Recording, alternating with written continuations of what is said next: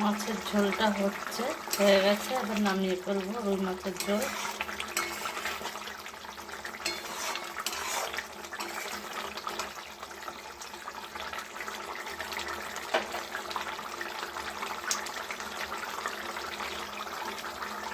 দুপুরের মেনুতে রয়েছে গরম গরম ভাত আর পেঁয়াজি করেছি, আর মাছের ডিম এনেছিল।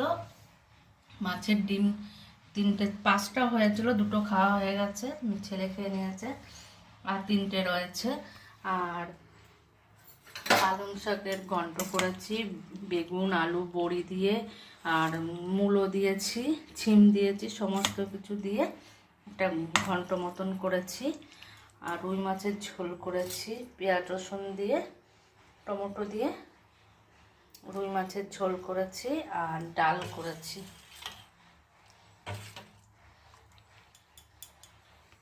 এই হলো আজ দুপুরের মেনু। সবাই ভালো থেকো।